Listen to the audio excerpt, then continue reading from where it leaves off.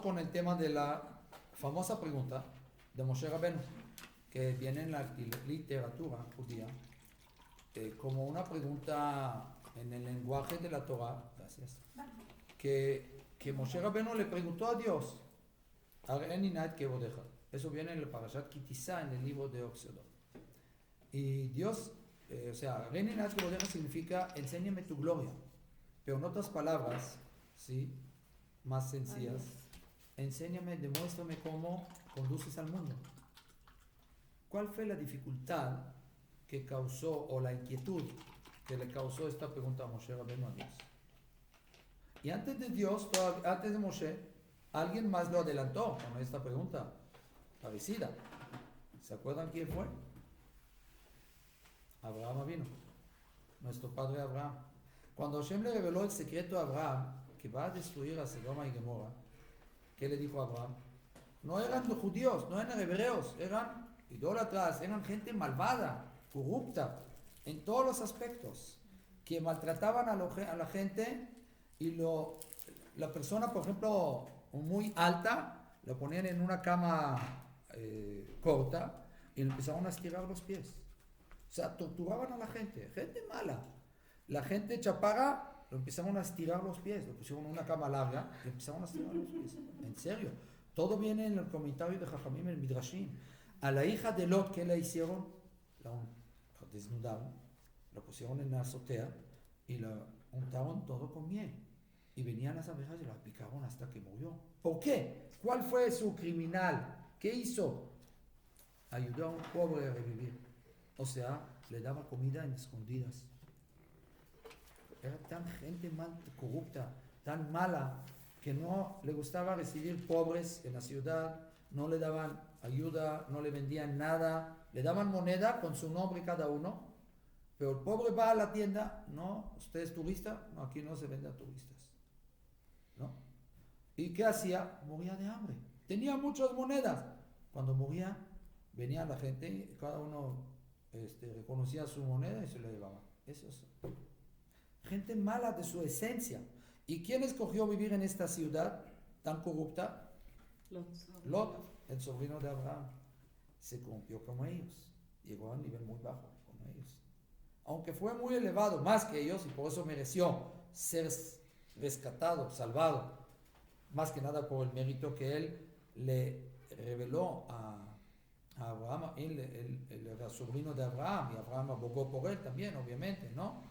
Por el mérito de Abraham se salvó Lot, porque él también llegó a una bajeza. Entonces Abraham va y aboga por gente que no son de su religión, que no son gente de su comunidad, que no son ni siquiera familiares de él. Y está como regateando con Dios. Dios, déjame salvar a esta gente. ¿Qué te pasa, Abraham? Son gente mala, yo sé un poquito más mejor que tú, ¿no? Y no, si hay 50 justos, salva la ciudad. Entonces, adelante, vamos, ya no hay 50. ¿Hay 45? No. 40, no. 30, no. 20, 10.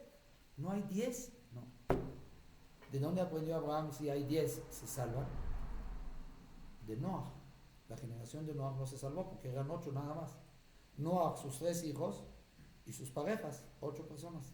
Si hubieran 10 tzadikim justos, hubieran salvado toda la generación del diluvio.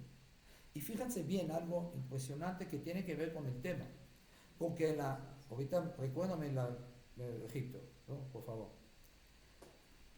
Abraham vino, ¿con qué argumento vino y abogó por esta gente mala y corrupta?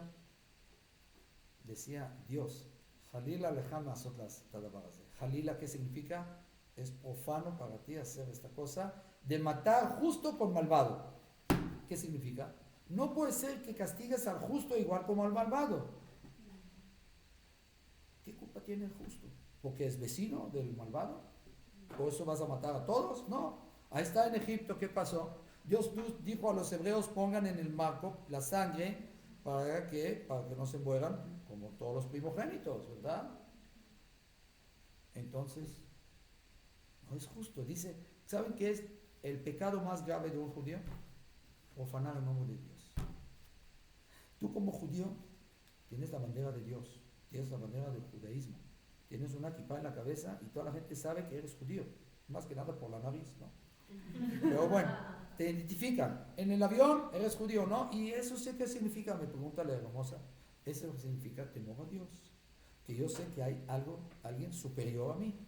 Y reconozco porque siempre me acuerdo que tengo a alguien arriba.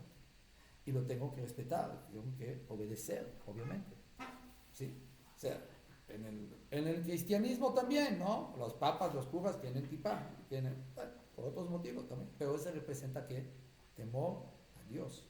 O sea, que yo sé que no soy nadie, tengo que obedecerle a Él y tengo que temer a Él.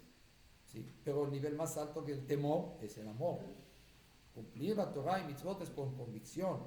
Es mucho más elevado cumplir la mitzvot por el cariño, por el amor a las mitzvot. O sea, y no por temor, porque que Dios me castigue y que me dé esto y que me paga, me pega aquí, me pega allá, me golpea ahí, negocio, hijos, parnasá, salud. No, no, no, no. Mejor voy a obedecer, voy a ser un buen niño, voy a comportarse bien, para llevarse bien con el niño. No, no.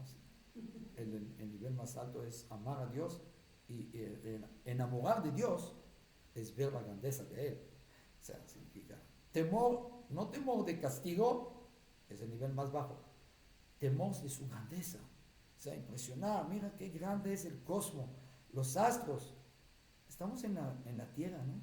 En el mundo terrenal. ¿Qué comparación es entre esta tierra y una estrella? La estrella más pequeña es más grande que todo el mundo terrestre, todo el terrestre, ¿no? ¿Sí o no? ¿Cómo puede ser? Ni hablar del sol, ni hablar de la luna. ¿Qué mundos? ¿Qué creación? Te enamoras de Él. Ese es el temor de la grandeza de Dios. ¿Ustedes creen que hay aquí un vaso? Sí. ¿Alguien tiene emuná? ¿Creen? ¿Cree que aquí está un vaso? No es certeza. ¿Cómo emuná? Si yo estoy viendo. Emuná significa creer en algo que no se ve, que no entiendo. ¿Dónde empieza la emuná? La fe, la creencia en Dios. Donde termina el cerebro a funcionar. Donde empiezo a dejar de entender, ahí empieza mi emuná en Hashem. Deposito mi emuná ciega en Hashem, que todo lo que hace es para bien. No entiendo, pero sí creo que es la verdad. Es lo que hace lo más justo, lo más correcto y lo más honesto. Lo merezco. Esto y esto y esto. Ahora, cuando viene Abraham y le dice a Dios, argumentando, ¿cómo vas a matar justo con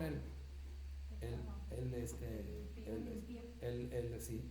Entonces, le dice, se va a ser profanado tu nombre entre todas las naciones, que van a decir que usted no es justo, usted no es honesto, no es un juez honesto. La conducción divina se va a profanar su nombre. Si vas a matar justo con el malvado, matar a los malvados está bien, entiendo, no merecen, pero justo déjalo vivo. Entonces por eso déjame salvar a toda la ciudad por estos justos, pero no había. Entonces, pero ¿con qué argumento vino? Profanando el nombre de Dios. Ese es el primero en la creación que abogó por ellos, con este argumento. Y ese es el peor pecado que puede cometer un yudí al estacionar en doble fila y estorbar. Y al meterse en la fila en el súper, colando ahí, saltando a la gente. Que dicen, estos judíos, ya ves, ¿qué hiciste? Profanaste el nombre de Dios. Fíjense, hay pecados que la Torah dice que se pueden expiarlos a través de la teshuva, el arrepentimiento y ya, punto. Me arrepiento, recibo no volver a hacer y me confeso. ¿Sí? Ya, con eso es suficiente. Hay pecados que no, que necesita arrepentimiento, la teshuva, y aparte también sufrimientos. Una lavandería, la camisa cuando está manchada de chile, de esto, lo otro, mientras más detergentes metes, más limpia sale. ¿Sí o no? Tienes que tallar a veces, ¿no? Que tallar, porque si hay una mancha más grande, más fuerte, más profunda, hay que tallar más. Esos son los sufrimientos. Es como la camisa, que da vueltas ahí. Y entonces, sufrimientos. La tercera es Teshuvah. Sufrimiento todavía no es suficiente. Y todavía hay que pasar el día de Kippur, el día de la expiación. Con eso se le perdona. Y lo más grave es el cuarto, que es profanando el nombre de Dios.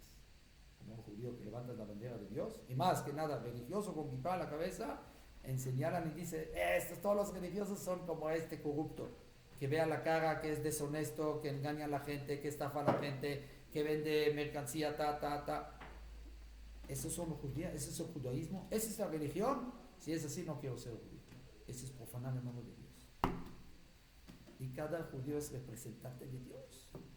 Y tienes que comportarse adecuadamente. Y si no, es profanación. Y este pecado es lo más grave que dice el Naví, el profeta, que no se le perdona a uno hasta Teshuvah. Sufrimientos, día de Kippur, toda la vida, y hasta el día de la muerte. El día de la muerte, si acompañaron estos tres primeros, ya se les perdona el amor. Hay otra forma más fácil que traen Rabbeinu Yonah, uno de los grandes eminencias de Torah en el tiempo del Rambam-Maimónides, el Rambam, todo Maimónides, que él dice, hay que hacer Teshuvat HaMishkal, el arrepentimiento, la Teshuvah de la misma medida. Profanaste el nombre de Dios, ahorita tienes que hacer santificar el nombre de Dios, difundir la emuná de Dios en el pueblo, en todos los pueblos, todas las naciones, que reconozcan que existe un solo Dios, que no sean idólatras, que por lo menos sean no ágidas, cumpliendo 7 mitzvot, pero por el orden divino, no porque creo que me conviene y vale la pena cumplir estos mitzvot como mitzvot universales. No, señor, a esto no vas a recibir paraíso de por medio. Solamente si cumples los 7 mitzvot de Noach, si lo cumples por la voluntad divina, porque Hashem ordenó, porque crees en su existencia, que es el creador único y que Él ordenó estas 7 leyes. Si es así y lo cumples bien, hola mamá, está pues bienvenido ahí. Entraste al club. ¿Está bien? Entonces, Moshe fue el segundo que preguntó esta pregunta. Quiero ver tu gloria, que el Talmud, el Tratado de Brajot, explica que la pregunta de Moshe Rabbeinu fue justamente lo que le llamamos nosotros en nuestro lenguaje, ¿por qué pasan cosas malas a la gente buena? ¿Y por qué pasan cosas buenas a la gente mala? O, en otros términos, ¿por qué al justo le va mal y al malvado le va bien? Entonces aquí hay 4 preguntas. ¿Por qué al justo le va bien? Entiendo, es justo, ¿verdad? ¿Por qué le va mal al justo? Esto no entiendo. Aparentemente, supuestamente tenía que pasarlo bien, porque es justo y cumple la voluntad divina. Pero ¿por qué le va bien? Porque es justo. Al malvado, ¿por qué le va mal? Eso entiendo, porque es malvado. ¿Sí? Es la misma medida. Pero ¿por qué le va bien al malvado? Eso es lo que no entiendo, dice Moshe Rabbeinu a Dios. Enséñame tu gloria. ¿Qué le contestó Dios? Le dijo, párate detrás de la boca y yo pasaré delante de ti y verás mi nuca. No espalda, la nuca. Ajoray. O sea, le dijo mi parte trasera. O sea, se refiere a la nuca. ¿Y qué le enseñó? Dicen los sabios en el Talmud Berajot, que le enseñó el nudo del tefilín. ¿Qué es el nudo del tefilín? ¿Sabes qué es el tefilín? Tefilín tenemos aquí la cajita que con una cuerda que baja desde aquí, el nudo está aquí en la nuca y eso es lo que le enseñó, el nudo del tefilín. ¿Qué expuesta es? Y 2 cuerdas bajan aquí es del lado de Gesed y aquí del lado de Gvurá. Y el lado de Gesed la cuerda tiene que ser más larga para doblegar la justicia, el rigor, porque este lado tiene que ser más corto. No queremos tanto justicia, tanto rigor, queremos más misericordia, queremos más Gesed, favor, bondad, ¿no? De Dios. Por eso que hacemos en el Kiddush de la noche de viernes, tomamos el vino, y de hecho, Jajamín dice, ahorita que viene Pesach, es bueno utilizar una copa de plata. ¿Por qué plata y no de cristal? Porque plata, nosotros sabemos que en la Kabbalah también, los colores también tienen algún símbolo. Y el color rojizo pues, simboliza ¿qué? La justicia, el rigor, el guá. Y el color blanco representa la misericordia, ¿verdad? Y la bondad de Hashem. ¿Qué hacemos el viernes en la noche? El vino es color rojo, es la justicia. Endulzamos la justicia con 3 gotitas de agua que representan la misericordia y le echamos 3 gotitas, no más. Eso, según la Kabbalah, ya estamos endulzando, gracias, la justicia y, o sea, como lo rebajamos. ¿Me explico? En Pesach, dice el Kaf HaChaim, Rabbeinu Chaim Palachi, dice en su libro de leyes, que es bueno tomar una copa de plata porque plata también es el color que representa la misericordia de Dios. Y el vino, lo contrario, lo opuesto, ¿sí? La justicia, el rigor. Entonces, para poder como contradecir o gobernar o endulzar la justicia y el rigor, tenemos que tomar es mejor, no dice obligación, pero es mejor tomar una copa de plata. ¿Para qué? Para que la justicia que está, el vino adentro, que se endulce que se rebaje, ¿sí? Con la copa de plata. Eso es entre paréntesis. Ya que estamos cerca a Pesach, es bueno saber. Ahora, el Hatam Sofer, viene Rabbi Moshe Sofer, uno de los grandes rabinos ya en Polonia, de hace más de 200 años, y explica cuál es la respuesta de Dios. Aquí aparentemente no vimos ninguna respuesta. Abraham Avinu hizo la misma pregunta, de otra forma. Moshe Rabbeinu hizo la pregunta. ¿Quién más? El Naví Irmía. El Naví Irmía vivía en el tiempo de la destrucción del primer templo, ¿cierto? ¿Quién? Ustedes saben, Jeremías. ¿Ok? Y él viene y le pregunta, Dios, ¿cómo puede ser que yo soy tu mensajero en el mundo? Yo soy tu profeta. Tú me mandaste aquí a reprender a la gente, que no hagan estas cosas malas, porque va a venir la destrucción del templo sagrado y no me hicieron caso. Y todavía me están maltratando, me están aquí castigando, lo pusieron en un pozo de cal, para que se hunde ahí, para que se muera. Y Dios le hizo un milagro y lo salvó. Y le dijo, Madua derech reshaim tzaleja. ¿Cómo puede ser que yo soy justo, yo soy tu emisario, tu mensajero en el mundo? Y mira que nos está viendo. Pusieron mi misma familia. Madua derech Hashem, ¿por qué el camino de los malvados es exitosa? La misma pregunta, con otra forma. ¿Quién más hizo esta pregunta? David, el rey David. Dijo, ¿cómo puede ser que están floreciendo los malvados? ¿En qué salmos? En el salmo que hicimos el viernes, mañana en la noche. Shabbat, Kabbalat Shabbat, Mizmor Shir Yom Shabbat, el mismo cántico que hizo Adam Arishon, el primer hombre, cuando entró Shabbat. Dijo Mizmor Shir Yom Shabbat. Ahí dice David Amelech, ¿cómo puede ser que ves a los Reshaim, a los malvados, creciendo y los Tzadikim? Apenas uno hace Teshuvah, el negocio cerró el Shabbat, ya no trabaja en Shabbat, ya es más honesto. ¿Cómo le está yendo? Como se dice aquí, perdón, de la patada. O sea, de lo peor, ¿cómo puede ser? Dios, ¿me estás castigando por ser tu seguidor? ¿Por hacer Teshuvah? No puede ser. Y a mucha gente está preguntando estas preguntas. Y una vez le preguntaron a un anciano de 110 años, preguntaban, ¿cómo tuviste esta larga vida? Muy longeva. ¿Cómo puede ser? Mientras todos tus compañeros de la infancia ya murieron hace años. Yo nunca preguntaba a Dios nada. Todo lo que venía a mí, decía, Dios, gracias, confío en ti, que todo lo que viene bien. ¿Y qué tiene que ver? No, porque mis amigos siempre cuestionaban a Dios y le preguntaban, o sea, ¿cómo puede ser Dios que nos estás haciendo esto y esto y lo otro? Y Dios le decía, ¿sabes qué, amigo? Tienes tantas preguntas. La verdad no te puedo contestar acá. Vete para acá y te contesto. Que no vas a entender. Entonces se fueron jóvenes. Y yo nunca pude. Entonces, Dios me deja aquí en el mundo.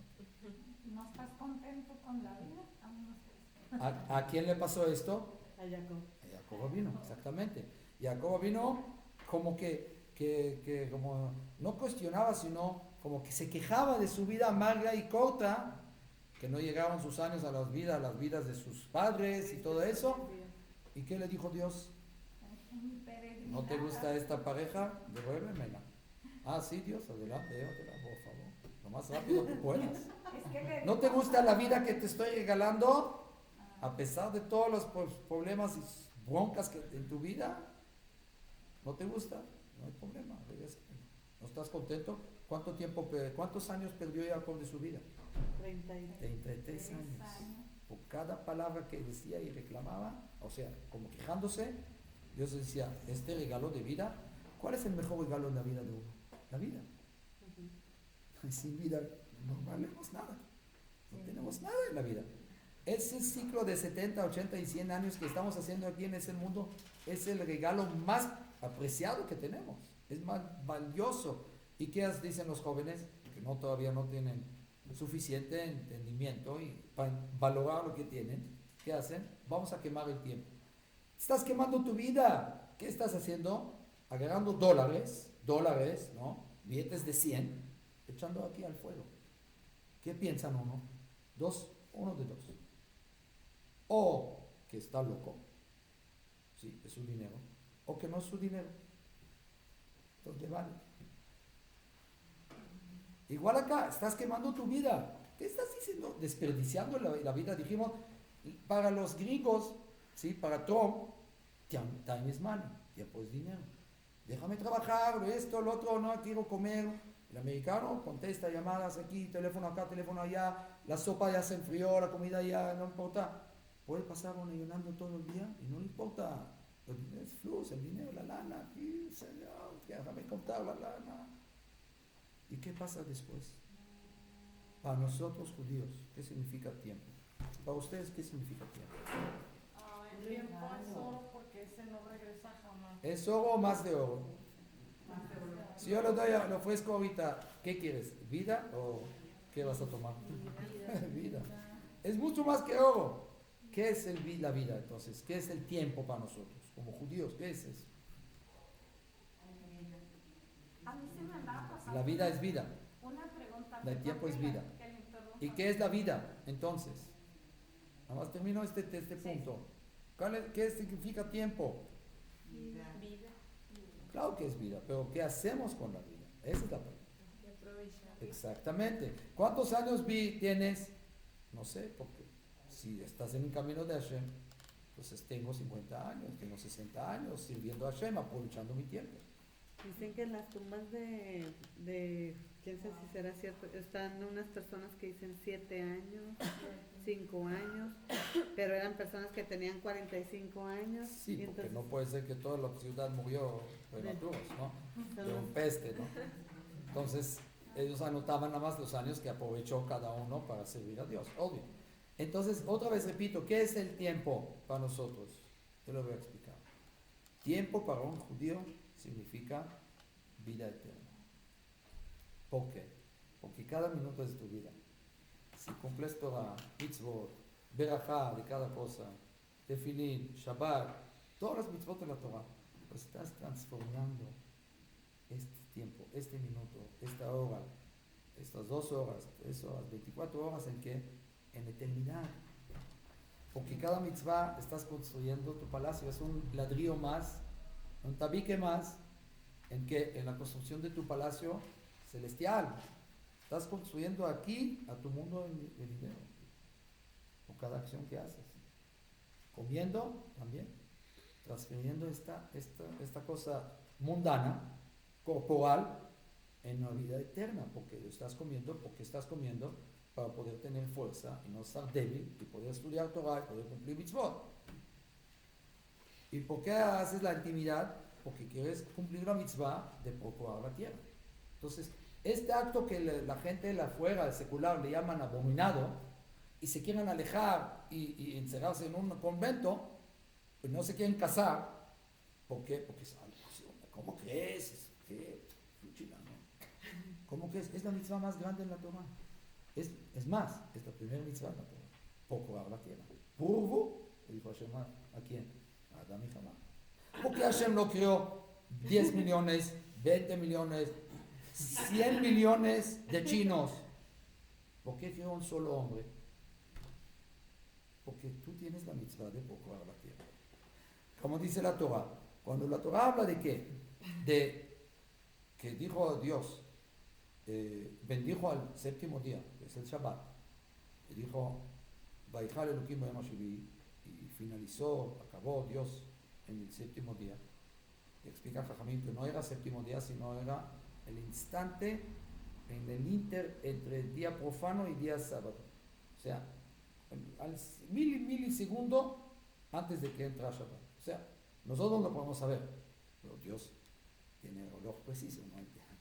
Entonces, él entró justamente en Shabbat descansando y terminó justamente en el último milisegundo del séptimo día, del sexto día.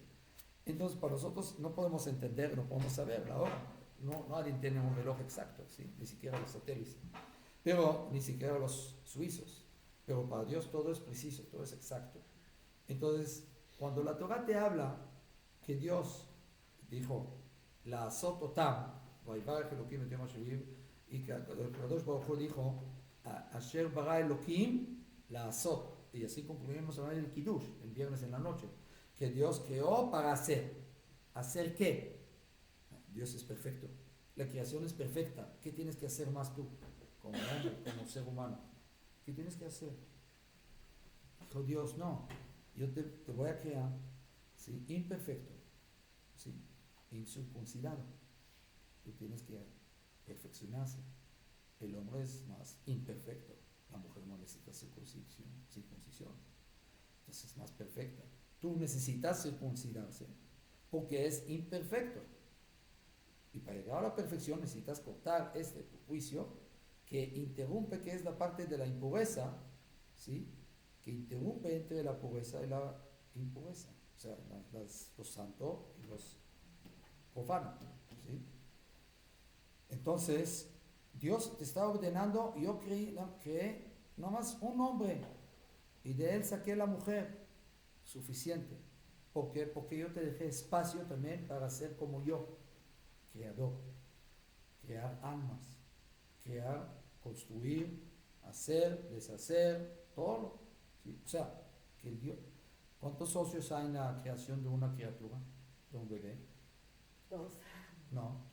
3. ¿Verdad? Pero Hashem tiene la mayoría. ¿Por qué? No tiene el 33%. ¿Cuánto tiene? 99.9%. Porque es el alma. Nosotros nos ponemos el hombre a algo y la mujer a algo, pero Dios se pone el alma. Sin el alma, aquí está el cuerpo, llévenselo ustedes, los papás, ¿no? Que no sepan de nada de eso.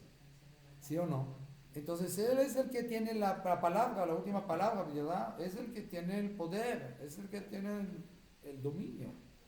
Entonces cuando uno dice, cuestiona a Dios, me está yendo mal acá, me está yendo mal allá, ¿cómo puede ser? Cuando dicen que cuando vienen los problemas vienen de mayoreo, paquetes, ¿sí? Entonces uno cuestiona a Dios y dice, ¿cómo es posible?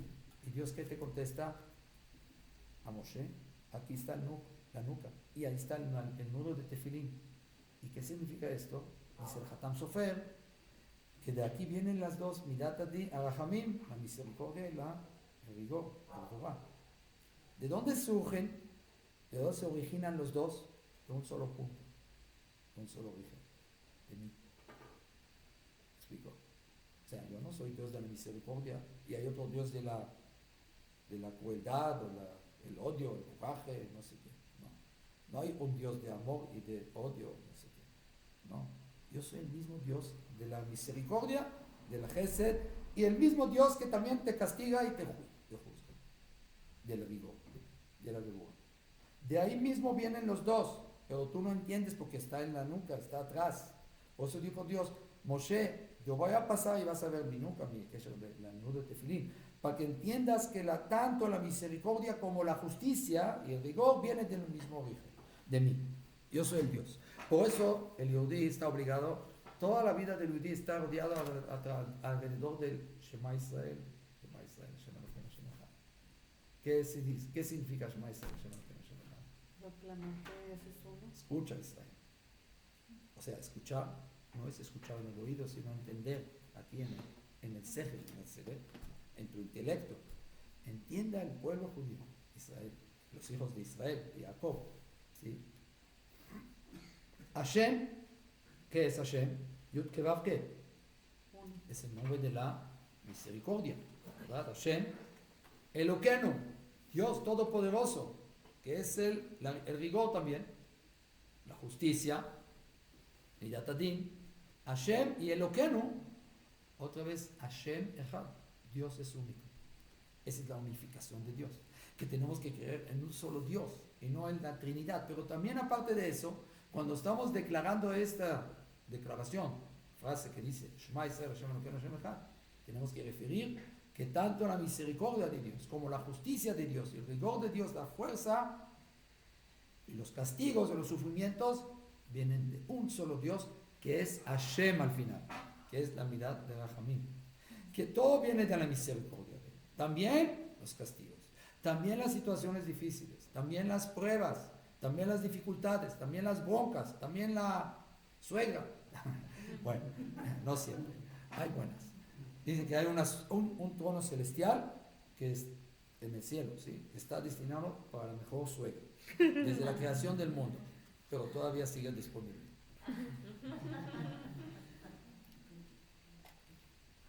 De todas formas, viene una persona, toca la puerta, quiero ofrecer una mercancía, le dice, bueno, para abrir una amistad, ¿no? El vendedor dice, ¿usted cómo se llama? Yo me llamo Adam. ¿Y tu esposa? Eva. No me digas que también vive aquí la víbora. ¿Cómo no? Mi suegra está aquí en la casa. Bueno, dejamos a las suegras en paz. Aceptamos la petición, señora, nada más por usted. Señores y señoras, tenemos que entender una cosa. Cuando decimos el pasuk, el Parashat Ha'azino dice el pasuk, El emuná ben Abel tzadik v'yashar. Dios es Dios de fe, ben Abel, y no hay iniquidad ante él. Es un juez, tzadik, justo y recto. No recibe sobornos y no inclina el juicio a favor del rico o del poderoso o del otro, ¿no? Decían que había un juez que, ¿cómo recibía el soborno? Quitaba los zapatos antes de entrar al salón del corte, y él quedaba con los dos, ¿sí? Rivales, ¿sí? O sea, el culpable, ¿sí? Que acusaba, ¿sí? que en el lado derecho le pongan sus billetes, ¿sí? Y el otro que lo ponga al lado izquierdo, y el que tenga más faja de dinero va a inclinar el juicio a su favor. Así quedaba con los dos. Un día llegó y revisó los zapatos, el lado derecho había más fajas de 10 billetes a favor de él. ¿Quién era? Digamos Reuben y Shimon. Obviamente inclinó el juicio a su favor. Después llega a la casa, pero obviamente no sacó delante de la gente hay cámaras y todo, entonces no sacó el dinero antes. Entonces llegaba a la casa, sacó de los dos zapatos dinero y vio que del lado derecho había billetes falsos. Dijo, híjoles, no hay justicia. Gente, de veras, no puede ser. No hay gente deshonesta como esta. Bueno, eso pasa cuando uno no ve su joroba. Cuando decimos que Dios es un Dios de fe y no hay iniquidad y es un justo y recto, aparentemente es una vergüenza para Dios. ¿Esa es la alabanza de Dios? Tenemos que alabarlo miles de cosas más. ¿Qué estás hablando? ¿Esa es alabanza a un juez celestial, al creador del mundo? A un juez tribunal aquí, humano, de carne y hueso, lo puedes decir, este juez, kol hakavod, lo felicito, es el único juez recto y justo. No inclina, no le importa el soborno, es muy buena persona. Esa es una alabanza a un ser humano, pero a Dios, al creador del mundo, aparentemente es un desprecio. Esa es toda la alabanza de él. Contestan Jajamín para entendernos bien. Cuando un juez de carne y hueso juzga a un ladrón, por ejemplo, en Arabia Saudí, ¿qué le hacen a un ladrón? No tiene 100 años de perdón. ¿Qué le hacen? Le cortan la mano. Se sabe. Y ya no vuelven jamás a robar. ¿Sí? Entonces, sí, así es. Así son los árabes. Entonces, viene esta persona, el ladrón, robó, pobrecito, tenía hambre, sus hijos están muertos de hambre. Robó unos panes de una panadería. Al juez le importa lo que causó el robo. No, este factor no me interesa. No tienes dinero para mantener, alimentar a sus hijos, pide limosna en la calle. No sé, pero robar, no, te vas a la cárcel 5 años. Pero señor, ¿cómo voy a hacer esto o lo otro? Mi familia va a sufrir esto. A mí qué me importa tu familia. Tú hiciste una acción, un acto que te lo mereces estar en la cárcel 5 años. ¿Por qué? Para alejarte de la sociedad, para que no hagas maldad a la sociedad. ¿Perdón? Ese es el castigo, es la consecuencia. Punto. Él no toma en cuenta todas las consecuencias alrededor, todos los familiares alrededor. Y si es una persona, empresario, que tiene 3 fábricas y tiene 1000 empleados, y él va a la cárcel ahorita 10 años, va a sufrir su familia, sus hijos, toda la escuela van a enseñar a estos hijos del ladrón, del estafador, del maestro, de que no sé qué, y van a pasar vergüenza a sus hijos, y todos los empleados van a estar quebrando las empresas y van a estar desempleados. Señor juez, por favor, considera eso. ¿Le importa? No lo tomo en cuenta todo eso. Hay ley. Cuando tú vas a pasar la aduana y no declaraste, empiezas a llorar, no, te cacharon, mercancía, no declaraste, no sé, no. Empieza a llorar, señor, aquí no es el morro de los lamentos. ¿Quieres llorar? Ve allá. Aquí es la aduana, y la aduana es justicia. Declaras, por acabó, pagas impuestos, vámonos. No declaraste, engañaste, estás robando, envenenando impuestos, hay castigo, hay consecuencias. Aquí no hay midat rahamim, aquí hay justicia, rigor, fuerza. Ese es midat geburah, ¿verdad o no? Sí. Con Dios no es así. Dios cuando castiga a alguien, o manda algún sufrimiento y algún problema, alguna bronca en la vida de cualquiera, primero toma en consideración todos los factores alrededor. Si su familia no merece sufrir, no lo va a castigar. Si sus hijos no merecen esta pena o este sufrimiento, tampoco. Si sus papás, si sus empleados, si todos alrededor Dios ya lo examinó y vio que todos merecen en alguna u otra forma pasar esta situación difícil, entonces no importa la cantidad, ¿sí? Pero para Dios sí, según la medida es la consecuencia.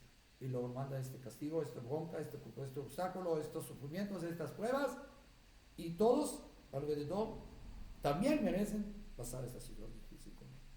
Si no, no. Esa es la alabanza de Dios. ¿Me explico? Esa es la justicia recta que Dios es tan piadoso, que también en la justicia, dentro del rigor, también toma en cuenta lo que sufre la gente alrededor de esta persona. Esa es la alabanza de Él. Y esa es la rectitud y esa es la conducción divina que toma en cuenta miligramos de sufrimientos de más que no vaya a pasar uno, si no lo merece. ¿De dónde aprendemos esto? De Yosef HaTzadik. ¿Yosef HaTzadik mereció bajar a Egipto? Sí. ¿Por qué?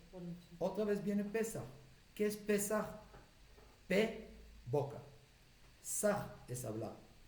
Toda la culpa que Am Israel, la falla del pueblo judío, que bajó al exilio de Egipto, fue por la boca.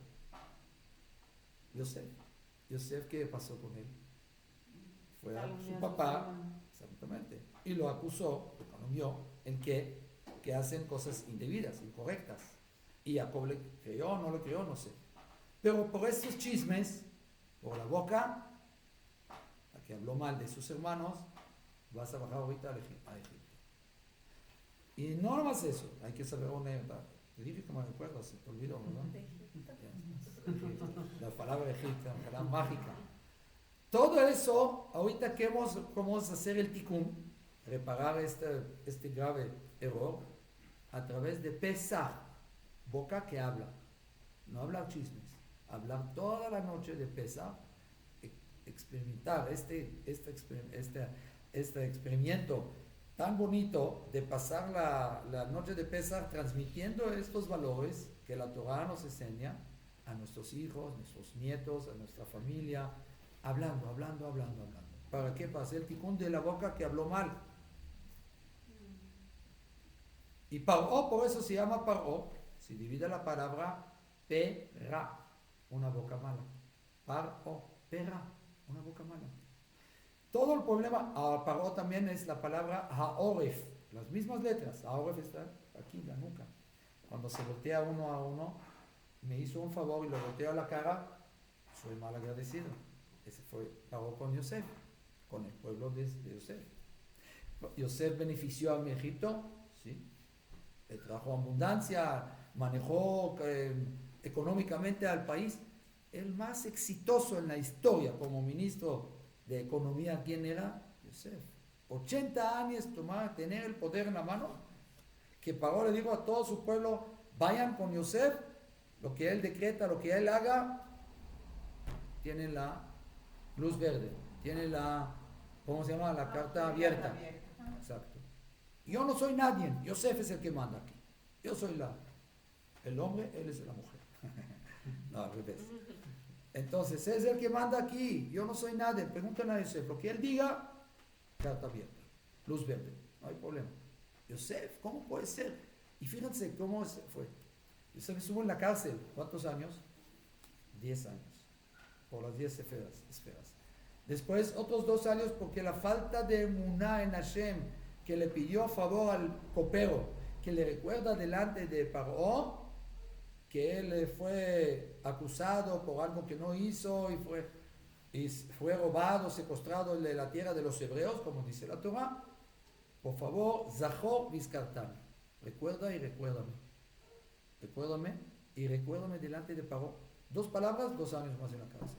Si no confías en mí, confías en él, en humano, es lo peor. Si no tienes confianza en mí, dice Dios, te quedas ahí 2 años más, púdrete ahí en la cárcel. Tenía que salir después de 10 años, no señor. Desconfianza, pues, hay consecuencia. La boca, otra vez, lo que hizo caer en este error. Entonces, toda la noche de Seder y todo Pesach es bien, más de nada la noche del 15 y el 16 en la diáspora, estamos, ¿sí? En Israel nada más una noche, ¿sí? Pero todos 7 días. Pero en la diáspora festejamos 2 días, 2 noches, ¿sí? Lo mismo. Entonces, aprovechar, hablar y transmitir lo que la Torah quiere enseñar, estos valores, estos principios de la emuná, de la base de la emuná, contarle alargar mucho en las maravillas que hizo Hashem en Mitzrayim, con los milagros que hizo Hashem, las plagas que golpeó a los egipcios hasta que obligó a Paró a liberar a los judíos.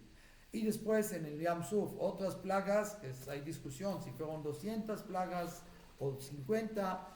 En la Agadá, ustedes ven a ver la expresión en español y hay discusión. Uno dice 50 golpes más, otro dice 200. De todas formas, recibieron golpes y golpes, pero el pueblo egipcio era necio. Y Paró, más necio. Por eso, Paró, las mismas letras de la palabra Haoref, la nuca, otra vez acá. Porque la nuca dijimos que cuando mal agradecido recibió una cosa buena de alguien y le volteó la cara. Le doy la nuca. Ese fue Paró, que fue mal agradecido con Yosef y su pueblo. Y por eso mereció todas estas plagas y todos estos sufrimientos, como la enseñanza, el aprendizaje, la lección de la universidad de ¿qué? De la emuná en existencia de Hashem. La emuná en supervisión divina. Y la emuná en ¿qué? En el Todopoderoso, que tiene todo el poder y dominio en el mundo. Entonces, ¿quién bajó a Mitzrayim? 2 generaciones anteriores, en reencarnación. Según la Kabbalah, dice la Risa, que fueron las 2 generaciones, la generación del diluvio, de Noah, que eran corruptos, ¿sí? Y en lo mismo que ellos echaron a perder su camino, fueron castigados en Egipto, que sus hijos lo arrojaron al río. Y fueron el diluvio. ¿Sí? Esa es midá que es midá. La misma midá que mides, serás medido. Y la generación de la torre de Babel, construir una torre para luchar contra Hashem, ¿estás loco? Jamás vas a llegar a... ¿Qué estás hablando? A estos hijos de esta gente, de esta generación, ¿qué hicieron con ellos? La construcción. Ustedes construyen una torre, sus hijos van a estar ahí dentro de las pirámides, las construcciones de las ciudades, como ladrillos. Si no alcanzas a cumplir tu cantidad de ladrillos, tu hijo va a estar ahí metido en la construcción. Viene Moshe y le reclama a Dios otra vez. ¿Qué pasó? ¿Qué estás? Niños, está bien el adulto, 13 años, ya cumplió mitzvot, merece castigo, merece la sanción, lo que quiera. Niños, ¿qué pecaron estos niños? ¿Por qué le permites a Paró meterlos en la construcción en lugar de los ladrillos de sus papás? Dice Dios a Moshe, Moshico, discúlpeme con todo el respeto, tú eres el creador, tú eres más justo, tú eres más misericordioso. ¿Tú crees que yo soy malo, cruel, que yo no sé manejar el mundo? ¿Estás dudando de la conducción divina? Vamos a hacer un trato. Ve a la construcción, te doy permiso de sacar un niño de ella. Sálvalo. Y vamos a ver las consecuencias. Dios es que, Yud Ke Vav Ke, ¿no? ¿Qué es Yud Ke Vav Ke? Allá, Ove, Veye. Él es y será, ¿verdad? Eso está arriba de la dimensión de nosotros, ¿no? Él sabe lo que pasó, lo que va a pasar, lo que está pasando. Desde el principio está. Entonces yo sé un poquito, yo estuve desde el principio de la película, de la creación, del primer día de la creación, yo creo, hasta los 6,000 años que va a acabar. Entonces yo conozco toda la película, ¿qué me vienes a contar realmente ya cómo manejaba el mundo? Ve y sálvalo, adelante. Fue Moshe y sacó un niño al azar. ¿A quién sacó? A un niño que le hizo problemas al pueblo judío. ¿Quién era? El famoso Mijá. El famoso Mijá que llevó, cuando Moshe quiso rescatar el ataúd de Yosef, sus huesos, y llevarlos a la tierra de Israel, como fue ordenando a sus hermanos, Yosef, antes de morir. Moshe, cuando el pueblo judío estaba recogiendo la lana ahí, todo el oro y la plata que expulsó del mar de los egipcios que se hundieron allá, ¿qué hizo Moshe? Se ocupó en cumplir esta mitzvah. Pero no sabía dónde está. Preguntó a una mujer que se llamaba Serach, la hija de Asher, que ella vivía muchos años, una vida muy larga. Y le dijo en tal lugar, Moshe tuvo una taz, como una camea, algo así que, ¿cómo le llaman? Camea, le voy a enseñar. ¿Amuleto? ¿Cómo se llama? No, a ver. Cuando quieren algo de protección, como por ejemplo el Hamse o algo así, un amuleto, eso, con B. Amuleto, eso, amuleto es, le voy a enseñar algo como este, por ejemplo, sí, que traje conmigo, porque a veces la gente no entiende, como este Hamse, por ejemplo, ¿sí? ¿Alcanzan a ver? O con esto, que con esto, por ejemplo, que ahí dice Maccabí o algo así, nombres de Kabbalah y eso, y lo arrojó al mar, y empezó a flotar el ataúd de Yosef, y ahí fue cuando recogió el ataúd y lo llevó a la tierra de Kenan, de Israel. No entró con él, no entró.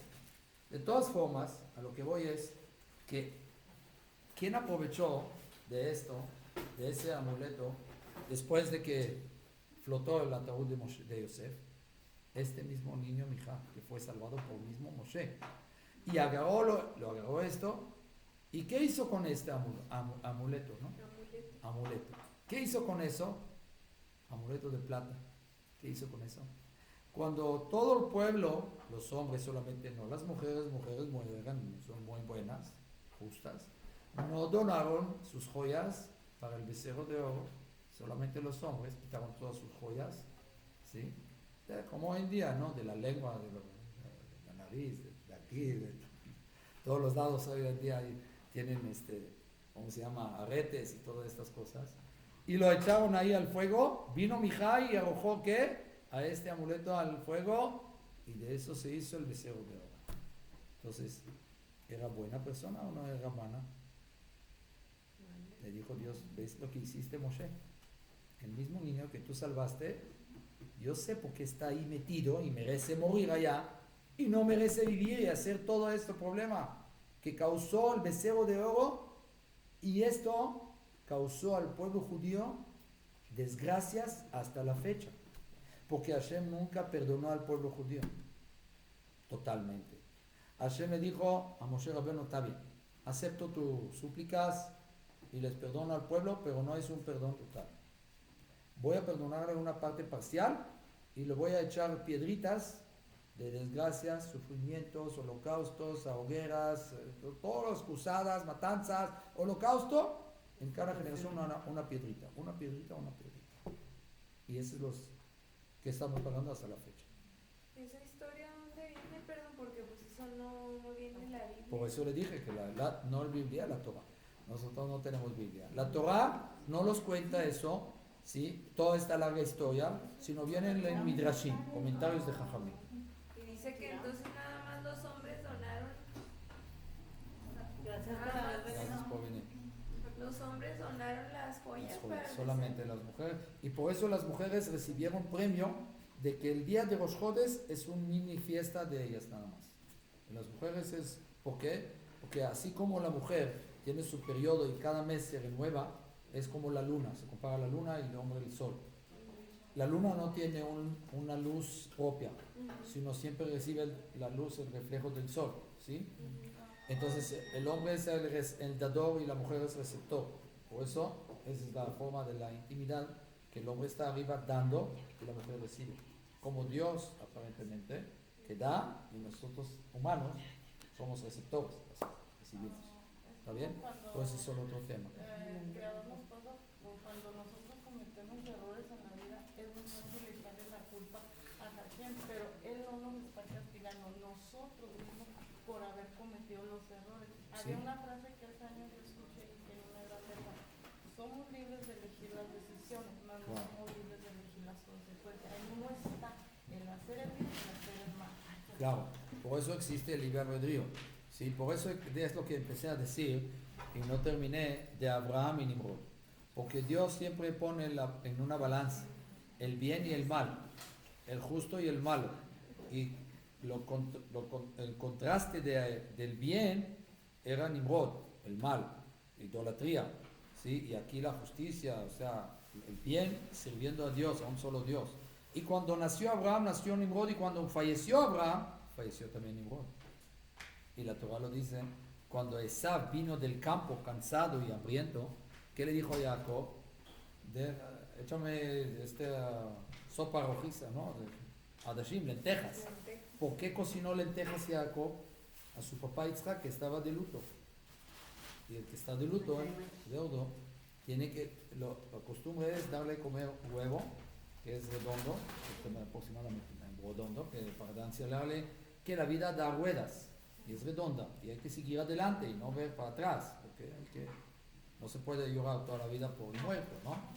Y también lentejas que no tiene boca, como el que está de luto tampoco tiene boca, porque no tiene permiso de hablar hasta que alguien empieza, él mismo empieza a hablar, y no se puede saludarle y todo eso.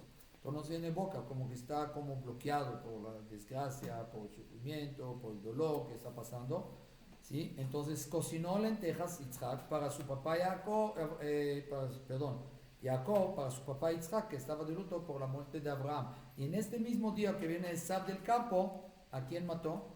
Asesinó a Nimrod. Entonces el mismo día que murió Abraham, murió Nimrod. ¿Por qué?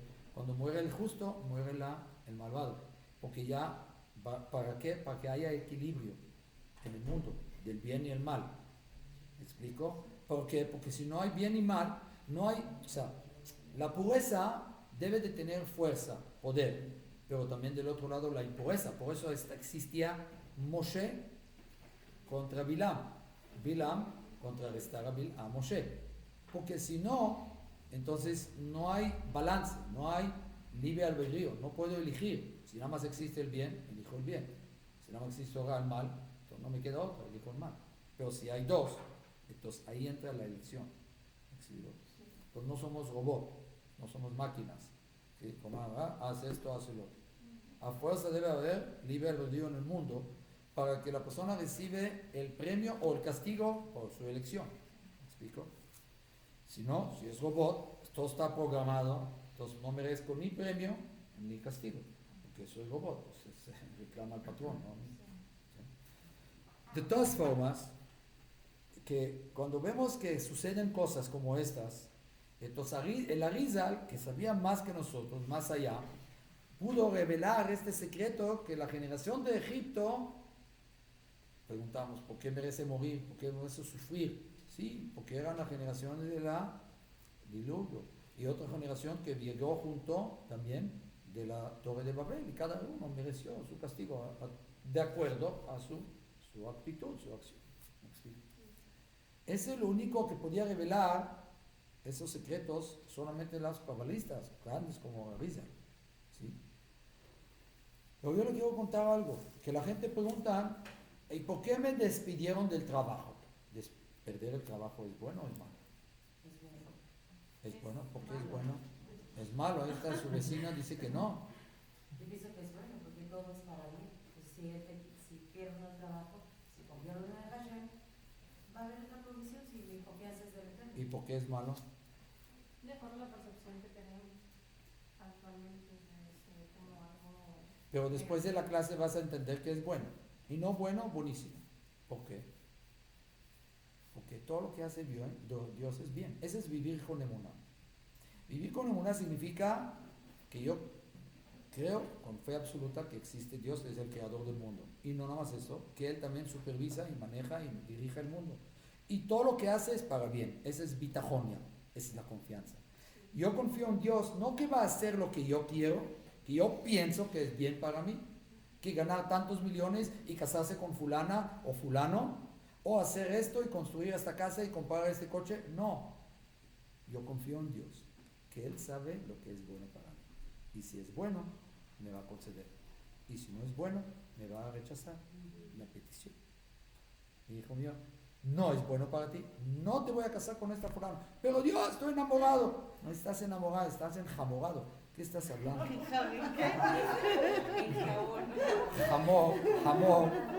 Jamor en hebreo es burro. O sea, jamor, dice cuando uno es jamor, idiota, como, perdón la expresión, ¿no? En vulgar, ¿sí? Vulgarmente. O sea, como jamor, no estás enamorado, estás enjamorado. O sea, es un burro, o sea, ¿qué estás enamorado? Ese es un amor. ¿Cómo puede uno amar a una mujer antes de casarse con ella? ¿Tú la conoces? No. ¿Qué estás enamorado de qué? De su físico nada más. De sus ojos, de su belleza. Pero la belleza se va, se deteriora. ¿Qué te quedas? Con su personalidad, con sus cualidades de carácter, con su enojo, o con su pasión, o con su crueldad, o con su misericordia, piedad, ¿sí o no? Con su paciencia o con su impaciencia. Te quedas al final con eso. La batería. Bueno, entonces yo le quiero acabar con una historia para enseñarle la respuesta a ti y a todos. ¿Conocen a una mujer que se llamaba Nancy Davis? No. ¿Por qué no? Porque Nancy Davis era una empleada en una empresa que un día le recibió una carta de despido de su empleo. Y cuando fue a reclamar que ella trabaja muchos años allá y por qué merece ser despedida y perder su empleo, le dijeron que que ella aparece en su nombre en una lista comunista, como que está en contra del gobierno y no puede trabajar en una oficina gubernal, ¿ok? Entonces ella empezó a reclamar que no es cierto, que hay miles y no sé cuántas mujeres que se llaman Nancy Davis, como ella, seguramente fue un error, ella no es así, pero no le sirvió nada. Entonces, ¿qué es lo que pasó? Que contrató a un abogado, bueno, no lo contrató porque si no se encontró con un abogado, un licenciado, que se identificó con su caso y trató de hacer lo posible para comprobar que no es ella, que es otra de las ideas, que no es comunista, y recuperar su empleo. No, lamentablemente no logró recuperar. Ella perdió su empleo. Pero ¿qué es lo que pasó en el camino? ¿Qué creen que pasó en el camino? Termino eso, vale la pena. ¿Qué es lo que pasó en el camino, señores y señoras? Se enamoraron, o se enjaboraron, no importa, y se casaron. Perdió su empleo, pero ¿en qué se convirtió en esta Nancita? Bonita, linda y buena. ¿En qué se convirtió? En la primera dama de Estados Unidos. Se convirtió en Nancy Reagan. Donald Reagan. Se casó con el presidente del pueblo americano. No, está bien. ¿Me explico? Entonces, ¿le convino perder el empleo o no? ¿Entendiste bien? Tú no sabes, porque no vives en esta dimensión arriba, más elevado. Dios que está arriba te dice, ¿cómo te llamas? Angélica, no te preocupes, yo me encargo de ti.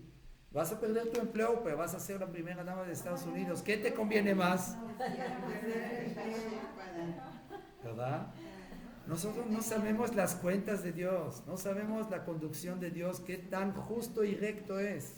Y como esto te cuento miles y miles de historias. Conchita, Un le cuento. quiere hacer una pregunta porque ya se... Ok, adelante, una pregunta, sí, adelante. Yo, No sé qué está pasando, no está con... en el Kiddush, Ayúdame. tomamos el jala y está un platito con sal, ¿verdad? Siempre es bueno tener sal en la mesa. Sí, el ejemplo lo ponemos 3 veces, ¿verdad?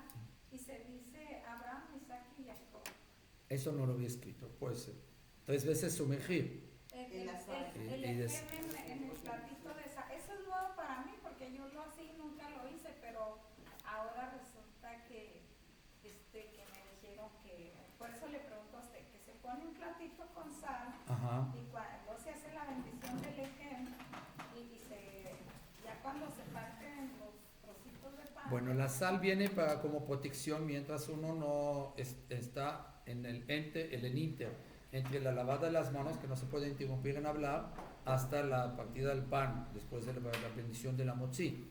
Entonces, mientras uno no puede hablar, entonces está como desprotegido porque no puede cumplir ninguna mitzvah, no puede hacer nada. Entonces, la sal viene como protección a uno, proteger a la persona. Pero hay otras explicaciones muy interesantes sobre de dónde surgió esto, lo de la sal. Pero yo quiero terminar el tema. Le quiero contar una historia más. Pero como máquinas no tenemos que hacer un rito tal cual, agarrar de aquí y agarrar de acá, que si a la sal se le pone, que si... No, para nada. No, para nada. No tiene que ver. Entonces, lo quiero más contar una historia de veras real de la vida.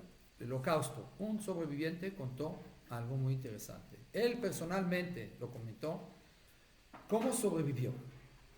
Un día, o sea, fueron como unos días antes de la liberación total de los campamentos, del campamento, de campos de concentración, cuando ya sabían que los americanos estaban ya por llegar a liberar a los judíos de estos campos, cuando estaba ya la guerra por finalizar, los alemanes, los nazis, y Marshemam, pasaron un anuncio en el campo que van a repartir pan entero, un bolillo. Y los judíos vieron por migajas diarios, o a veces nada. Y un bolillo recibir fue un milagro, una buena noticia. Entonces todos empezaron ahí a tomar la fila y los empezaron a recibir. El nazi, el alemán, sacaba de una caja un pan que sigue next. De repente un judío, el mismo que contó la historia, cuenta que le faltaban unas 5 personas delante de él y ve que la caja ya está casi vestida, estaba preocupado, a ver qué me toca a mí. Pero Baruch Hashem alcanzó justamente el último bolillo que estaba ahí, le dio el alemán. Y desde eso se acabó la caja y le trajeron otra caja llena de bolillo. Y el alemán sí le mataba los ojos, decía, next, ¿quién es el que sigue? Y el judío dice lo que voy a decir yo. O sea, escondió el primer pan y recibió otro pan y fue feliz de la vida tiene 2 bolillos en la mano, puedo comerlo tranquilo. Fue a un rincón ahí en el campo y quiso comer, pero en eso no alcanzó a hacer nada porque lo agarró alguien de atrás y lo subió así con fuerza por el cuello y se volteó y ve un preso, no judío, ruso, como él, pero alto, así, gigante, con mucha fuerza, muchos músculos, que lo levantó y le dijo: judío, dame el pan. Yo vi, agarraste 2, y aquí te importa, yo soy preso, tú eres preso, ve y fórmate en la fila, que te dan otro pan. Dijo: no, me das tu pan, dame un pan. Dijo: no, lo negó, no lo aceptó. Este ruso le llamó a 2 amigos de él, entre los 3, lo empezaron a golpear, lo dejaron ahí tirado, sangrando, y le robaron los 2 panes. Y este judío, imagínense, en este momento, ¿qué podría pensar? Diosito, qué feo. Dice: me dejaste 5 o 6 años en los campos, viviendo tantos problemas, tantos sufrimientos, tantas enfermedades, tantos trabajos forzados, para matarme ahora, 2 o 3 días antes de la liberación. ¿Dónde está la justicia divina? ¿Dónde está el Dios misericordioso? No lo pensó, lo digo, lo que podría pensar. Se despertó después de unas horas, se desmayó. Se despertó unas horas después y escuchó silencio absoluto. Y de repente se levantó con toda la fuerza que podía, un poquito, muy débil, muy golpeado, y se dio cuenta que es de día. Y él decía, pensaba en la mente: ¿cómo puede ser día? Si nosotros en el campo, en la vida, nos despertamos de día, siempre en la madrugada antes del amanecer, de noche. Entonces algo pasó, estoy en el paraíso, estoy en dónde, en la media, muerto, pensó así. Pero se levantó y exclamó y dijo: no, estoy vivo, hasta me duele. Entonces empezó a caminar y vio puros cadáveres de sus hermanos judíos. Y resulta que el pan estaba envenenado. Porque tú estás aquí cómoda, volteándose aquí, volteándose allá, tomando cafecito y galletas. Qué bueno, pero un judío, después de 5 años de trabajos forzados, sufriendo, y está ahí tirado, golpeado, sangrando, desmayado, ¿qué puede juzgar a Dios? No puede cuestionar a Dios. ¿Lo podemos juzgar a este judío? ¿Si lo haría él? No. ¿Cómo no? Claro que no. Seguro que no. Imposible. ¿Estamos en sus zapatos? No. Entonces se dio cuenta que era el único sobreviviente de todo el campo. Y él le contó esta historia. A veces, señores y señoras, los golpes en la vida vienen para salvarte de algo peor. Los insultos, los golpes, el despedido de trabajo, perder el empleo, perder algo monetario, o sea, económicamente una pérdida monetaria, vienen para darte algo mejor a veces. Tú no sabes qué va a florecer, qué va a crecer de estos golpes, de estos sufrimientos. Solo ten emuná. Confía en Dios, que Él existe, que Él maneja el mundo, que todo el poder está en su mano, todo el dominio está en sus manos, y todo lo que hace es para el bien de Él. Esa es la emuná que tenemos que vivir y llevar a cabo, y así podemos vivir tranquilos, sin hacer coraje. Si llegó la mercancía, si nos despacharon, si llegó la secretaria, si llegó el cheque, no pagó, si pagó, tantos corajes, el corazón no aguanta. Es un poquito pequeño. Después un infarto, ¿por qué? ¿Para qué sufrir? Échale el paquete a Dios. Él es el que dirige el mundo, ¿verdad? Es lo que tenemos que vivir. La emuná es la base de todo el judaísmo. Si vives con emuná, vives feliz, tranquilo, que todo lo que sucede es para bien, que Hashem sabe un poquito mejor que nosotros, pero cómo manejar el mundo. Podemos hablar del tema más de 3-4 horas sin cansar, pero obviamente me imagino que ustedes están en el borde del cansancio, y vamos a aquí a pararle, ¿sí?